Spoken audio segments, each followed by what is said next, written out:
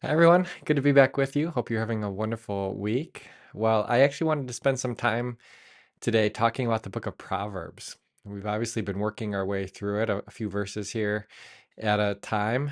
We're in chapter 21 now of Proverbs, and I don't know that I've spent too much time talking about the book. And quite honestly, it's a book of the Bible that, at least in recent times, hasn't been talked too much about in the church, generally speaking.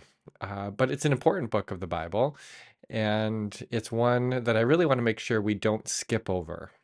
There might be a temptation, I don't know how it is for you, to skip over our readings from Proverbs every day. They're short. Maybe you're thinking, I've heard this before, and if you're going to cut anything out, maybe it's those words. I want to encourage you today. Don't skip over them. Again, I think they're important. What the Proverbs are doing is they're not making promises. I think we need to make that clear. For example, there's Proverbs 22:6, a familiar one to many, that says, "Train up a child in the way that he should go, and when he is old, he will not depart from it." Now, that's not a promise. It's not saying that if you do your job as a parent, then everything will turn out well for your child. They'll get the college education and the career of their dreams. They'll follow Jesus all of the days of their life, and they'll never walk away from him, right? It's not like that. That's not how the Proverbs work. They're not promises.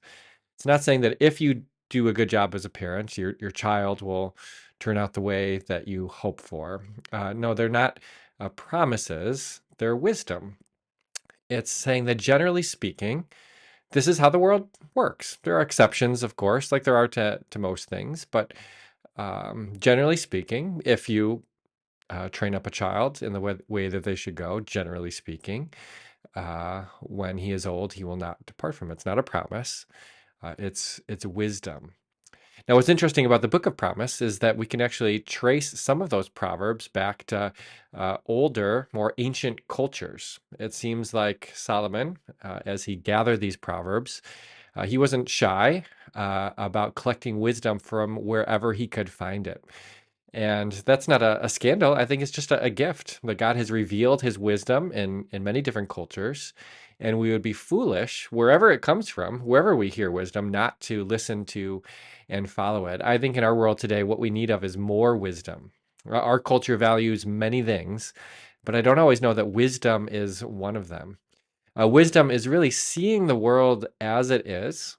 So, seeing the world as it really is, and then living in it as it was meant to be lived in.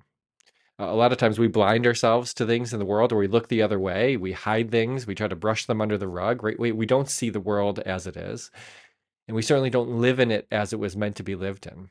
But wisdom, it's more than just head knowledge, right? It's more than just learning facts in a book or being really smart.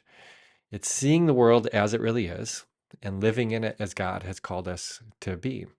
See, we're all being formed every moment of every day through social media and podcasts, through the music we listen to, through the relationships that we're in, through the news that we watch. But when we read Proverbs, just like when we read the rest of the Bible, we're being formed by God into the way of Jesus.